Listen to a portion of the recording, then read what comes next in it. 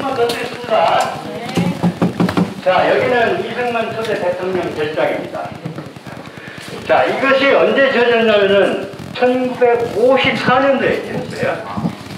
자, 아까 저쪽에 화진포에서 김일성 별장이라고 불리는 화진포에서 몇 년도에 지었다고 그래요? 38년도.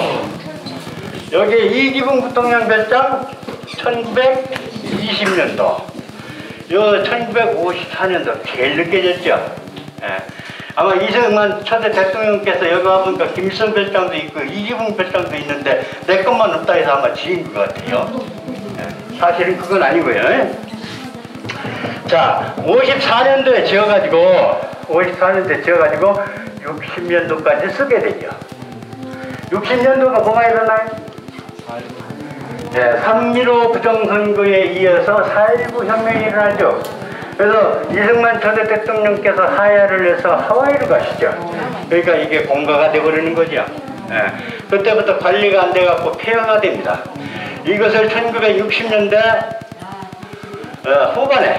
후반에 육군본부에서 다시 정비하고 복원을 해서 육군 간부들 관사로 썼습니다.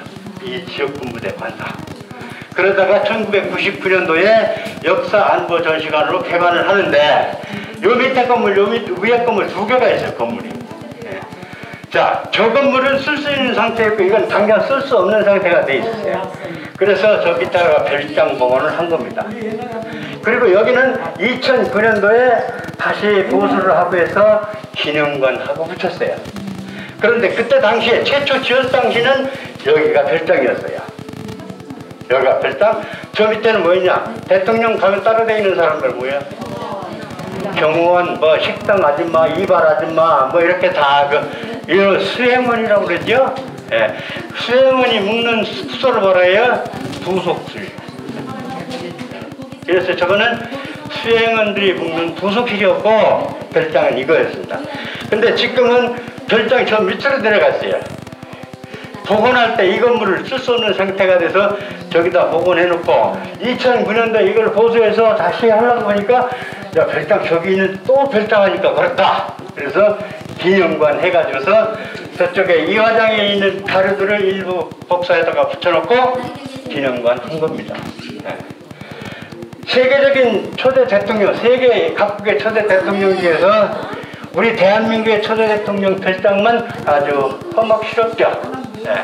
그런 뭐 사정에 다 여러분들 다 아시니까 그렇게 이해하고 넘어가고 지금부터 이 별장에 대해 간단히 소개해드리면은 아까도 말씀드렸듯이 1954년도 지어진 건 뭐냐면은 한국전쟁이 끝난 다음에 지었기 때문에 그래요. 네.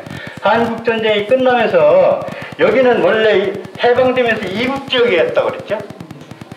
그리고 나서 이북지역이었는데 6.25 한국전쟁이 끝날 때는 수복이 되었죠. 우리나라 땅으로 바뀌어버렸단 말이에요. 그래서 우리 군사적인 용어로 뭐라 하냐면 수복지역이라고 합니다. 그래서 1954년도 이승만 초대 대통령께서 야, 강원도 저쪽은 김일성이 치하에서 얼마나 고생했겠냐. 내가 와서 특별히 격려를 해야겠다고 오셨다. 여기 와서 보시고 여기다 내 별장 하나 지어라 해서 지은 겁니다. 자, 그렇게 해서 이 별장이 생겨났다 이렇게 이해를 하시고 이승만 초대 대통령은 1875년도 황해도 평산에서 태어나셨죠. 원래 이북 출신입니다. 황해도 평산. 그래갖고 2살 때 지금의 서울인 옛날 경성으로 와서 그때부터 남한 생활을 합니다. 그리고 돌아가신 것은 1965년도에 돌아가시죠. 어디서? 하와이에서. 하와이에서 돌아가셨어요. 그때 91세였습니다. 돌아가셔갖고 국립묘지에 계신데 여기에 보면 연대별로 이렇게 쭉 내용이 있는데 요거 하나만 가지고 설명하는데 4시간 해야 돼요. 그래서 그 세부적인 내용은 여러분들한테 얘기해봤자 들리지도 않고 막 꼭 필요하시다면 개별적으로 연락을 하십시오. 자, 따라오세요.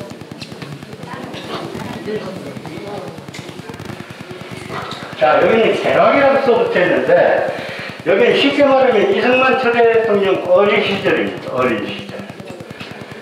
자, 1875년도 황해도 평산에서 태어났다고 그러는데 이승만이 제가 시간이 없기 때문에 질문 없이 그냥 바로 나가겠습니다. 황해도 평산에 태어나셨는데 조상 일군이 양녕대군 아시죠? 네, 양녕대군. 네, 세종의 맏형이죠? 양녕, 효령, 충령. 충령이 세종대왕이잖아요. 네, 양녕대군의 16대 선입니다. 왕선이에요, 원래. 네. 그 다음에 아까 저쪽에 이기붕 부통령, 패스한 이기붕 부통령은 효령대군의 17대 선이에요. 다 왕선들이에요. 자, 그런데 어린 시절에 여기에 계신 분이 이승만, 그때는 청년이죠. 옥살이를 했어요. 옥살이를 하게 된 이유가 뭐냐면은, 김옥균 아시죠? 네. 일본에서 유학하죠? 신학문파죠? 고종폐해 운동에 가담이 됐어요.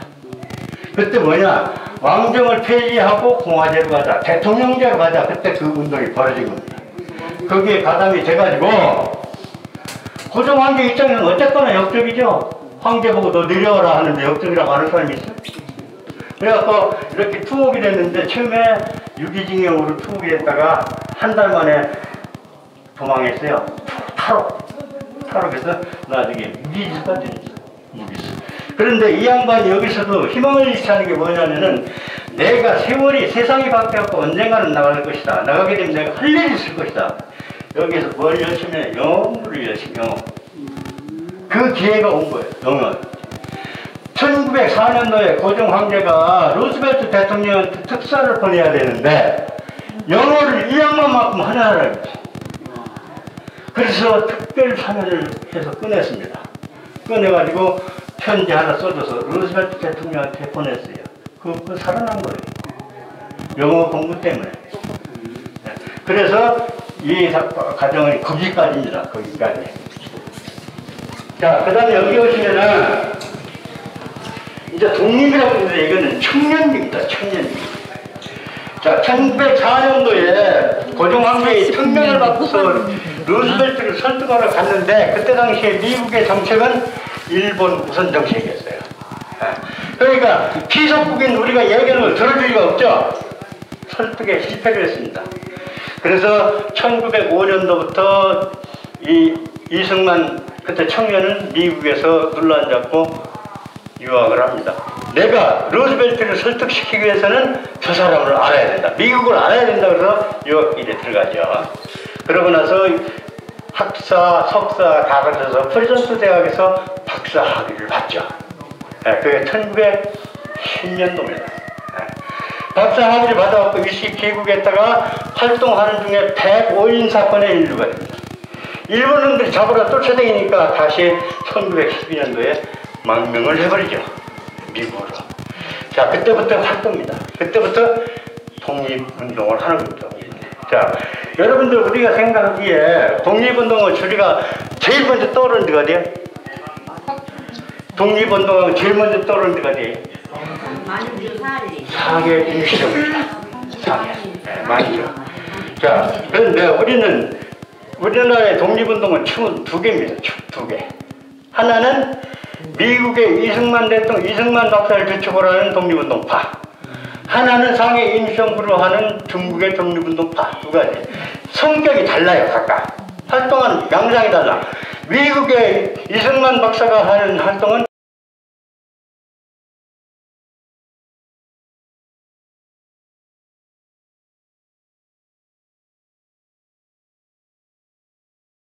외교적인 활동. 국제회의 가서 우리 살려달라, 우리 풀어달라, 이게 활동을 하고, 중국의 임시정부, 상해 임시정부는 뭐냐? 주로 투드렸다. 술탄 집어 던져. 예. 일본인들 죽여. 그거죠. 그러니까 하는 양상이 달라요. 그런데 이승만 박사가 상해 임시정부로 건너갑니다. 건너가서 1919년도에 건너가서 1920년도에 상해 임시정부의 초대 대통령을 해요. 임시정부에. 그때 당시에 김구선을 두째 쪽으로 보면 사정에 미국은 이승만 박사고 상해 임시정부는 김구주석이잖아요. 이 양반이 국무령을 할 때 중국에서 지금의 국무총리입니다. 국무총리를 할 때 김구주석은 경무국장을 했어요. 그 밑에서. 그 20년도 1920년도에 상해 임시정부의 대통령이 되면서 한 6개월을 통치를 합니다. 그러다가 미국에 열리는 국제회의에 참석하기 위해서 미국으로 건너가죠. 이것저것 했던 거 복잡하게 설명이 힘드니까 건너가고, 그 다음에 이제 20년 후에 김구 선생이 상해 임시정부의 주석이 됩니다. 1940년도. 그런 갭이 있는 거죠. 두 분의 나이 차이는 한 살 차이예요. 이승만 박사가 1875년도 태어났고 김구 선생은 1876년도에 태어났어요.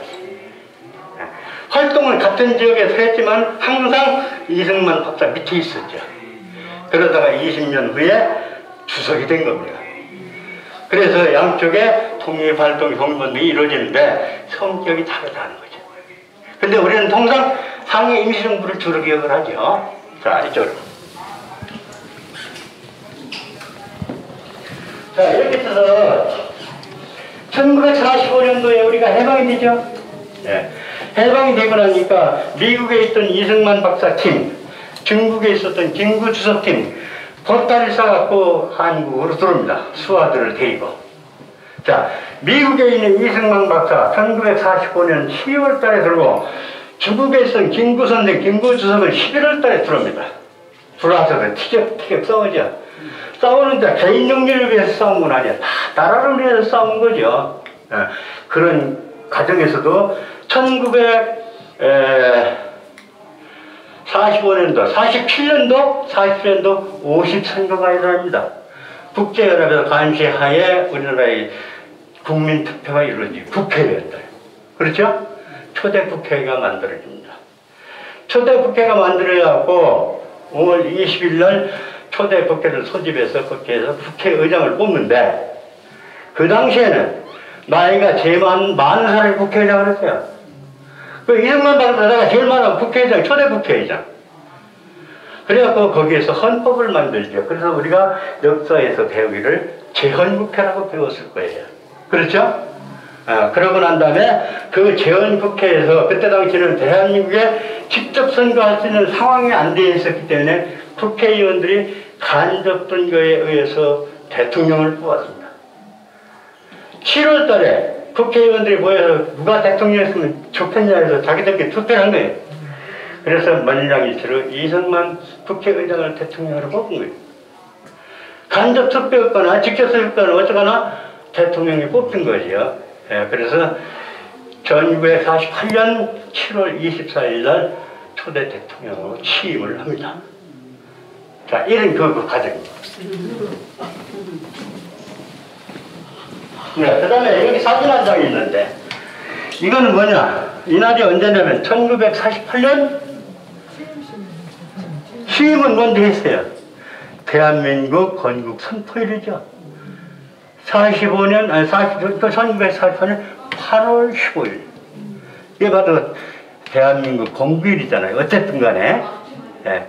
그래서 이때 이러한 행사가 있었다는 얘기고, 항상 이승만 박사의 어록 중에서, 이승만 전 대통령의 어록 중에서 항상 가장 우리 국민들 머릿속에 남아있는 게 뭡니까? 대한민국 국민들이여 뭉치면 살고 터지면 죽는다. 아시겠죠? 지금은 그것은 지금도 적용이 가능한 얘기들이죠. 예, 상황이 다 똑같아요. 자, 여기는 우리 이승만 초대 대통령이 대통령이 된 다음에 통치 활동한 내용인데, 요것밖에 없겠어요? 공간이 없어서 많이 못 가져왔어요. 혹시 내가 이승만 초대 대통령에서 개인적으로 연구를 하고 싶다, 어디를 갑니까? 서울 이화동 1번지 이화동으로 가시면은 거기에 자료가 여기보다 훨씬 많이 있습니다. 여기는 거기서 복사해다는 거예요. 네. 자, 이렇게 해서 밑으로 내려갑니다. 여기는 보실 거 없습니다.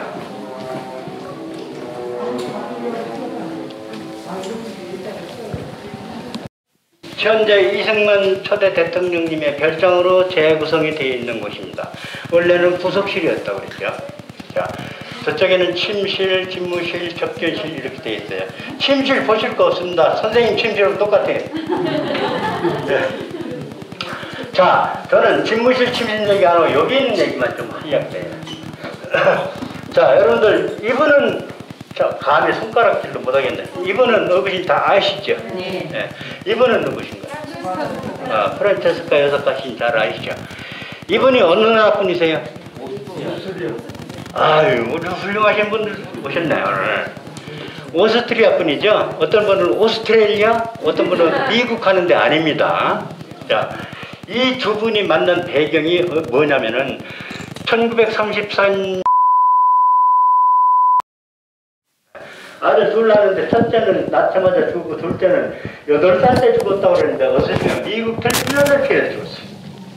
왜 미국 가서 죽었느냐? 1904년도에 고종 황제의 특사로 미국으로 건너갑니다. 그때 자기 아들을 데리고 가요. 6살 때. 그래 미국을 유학시키려고 데리고 갑니다. 아주 머리가 깼죠. 먼저 선각자리. 가가지고 2년 후에 필라델피아에서 장질부사 걸려가지고 죽었다고 나와 있어요. 그래서 자식이 둘 다 죽은 겁니다. 없습니다. 그런데 아들이 둘 또 있죠. 셋째 양자, 넷째 양자. 셋째 누구냐? 이강서가 있죠. 이기중 부통령의 양자 이강서. 이 군청다리를 죽죠 또. 자 마지막 네 번째 아들이 누구냐? 이인수 박사라고 지금 서울 이화장을 관리하고 있는 관리인입니다. 그분이 이승만 초대 대통령의 네 번째 아들이에요. 양자입니다. 이제 그분이 돌아가시면은 우리 이승만 초대 대통령 대안이 끊깁니다. 네. 끊기는데 참 우리나라의 대한민국의 초대 대통령까지 하시는데 가족은 별로 없었더라 이런 얘기입니다.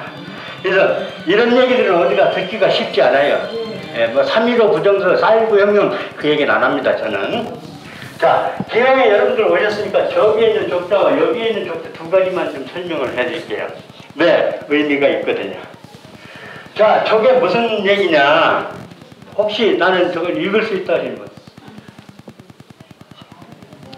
자, 그럼 시간 없으니까 제가 바로 갑니다. 암록두만 타수완환입니다. 네.